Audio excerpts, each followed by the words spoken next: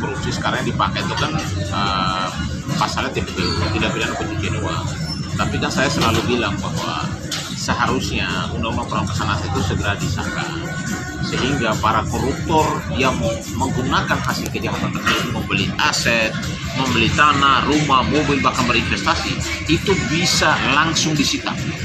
Karena kan aset-aset itu kan sudah pasti akan didata secara detail mungkin oleh pihak pengadilan gitu loh, sehingga bisa disita oleh kembalikan kepada negara.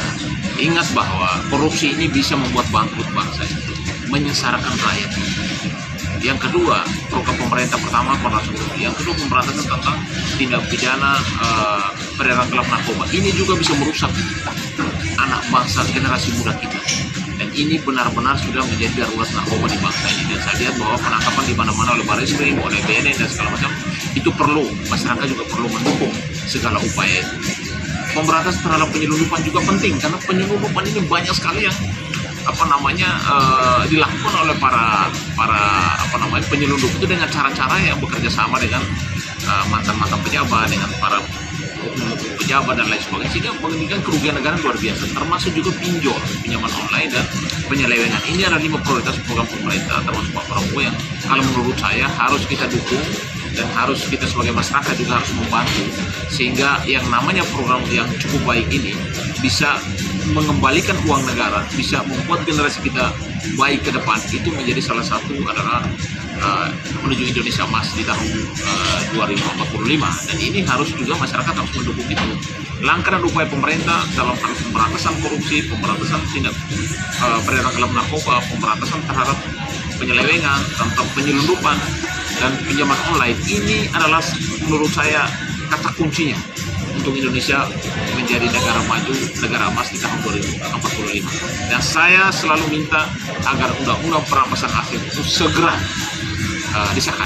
Karena kalau tidak ya sama kayak kasusnya ini, Harvest ini kan, tuntutannya kan kalau menurut saya ini sangat ringan itu. Dengan kelas angka fantastis, angka korupsi atau kerugian negara kurang lebih 300 triliun. Walaupun nanti mungkin pelaku atau tersangka atau para terdakwa bukan satu orang, tetapi kan dengan kerugian negara begitu besar, dengan tuntutan 12 tahun, dan belum tentu putusannya juga bisa 12 tahun, bisa di bawah. Dan kami berharap supaya majelis hakim kalau bisa putusannya di atas 12 tahun. Yang kedua juga kerugian negara dikembalikan kepada negara itu 200 miliaran. Itu kan angkanya jauh sekali dari 300 triliun. Dan kalau menurut saya semua aset yang selama ini dibeli oleh si terdakwa dalam hal rumah, mobil, aset bergerak, tidak bergerak, investasi, tabungan, dan sebagainya, itu semua harus disita dan dikembalikan kepada negara. Dan yang bersangkutan harus dimiskinkan supaya ada efek jerah. Kalau tidak ada efek jerah, hukumannya kurang, menurut saya tuntutannya sudah ringan begitu, lalu dengan uang harus dikembalikan juga, kalau menurut saya angkanya masih di bawah 1 triliun. Yang kedua juga tidak ada dimiskinkan, aset tidak harus disita untuk negara. Ini kan merupakan skala prioritas supaya ini kan sebenarnya kembali ke efek jerah, supaya ke depan orang itu akan lebih ada rasa nasionalismenya, tidak akan melakukan korupsi.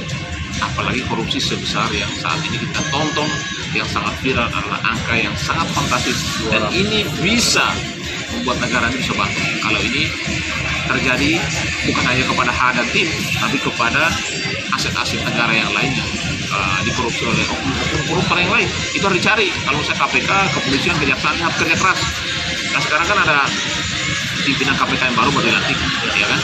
Ini juga harus KPK harus kembali punya nyali dan harus benar-benar punya taring untuk menangkap para koruptor itu dari daerah sampai ke kota, karena koruptor paling banyak itu banyak di daerah itu. Contoh dana desa, dana bos, ya kan, lalu pemda-pemda yang di ujung-ujung Indonesia itu juga harus dicek supaya keuangan negara itu terjaga untuk kepentingan masyarakat, untuk membantu program pemerintah, bahkan juga untuk membantu orang-orang miskin. Ya kan, program Pak Prabowo itu bagus, makan gratis, itu kita harus dukung, karena memang negaranya harus memberikan makan gratis kepada murid yang supaya bisa dapat cerdas itu loh, biar mereka mendapatkan hak juga. Uang negara kan begitu besar, negara kan kaya, kenapa tidak kasih makan gratis kepada anak? Tapi kan kebocoran di negaranya cukup besar. Nah ini yang harus ditutup. Nah cara tutupnya apa? Dengan penegakan hukum. Bukan hanya penegakan hukum aja, aset yang dia beli, aset yang dia pakai, aset uang kejahatan dia pakai itu harus dirampas, harus disita kembali ke negara, ya. Oke.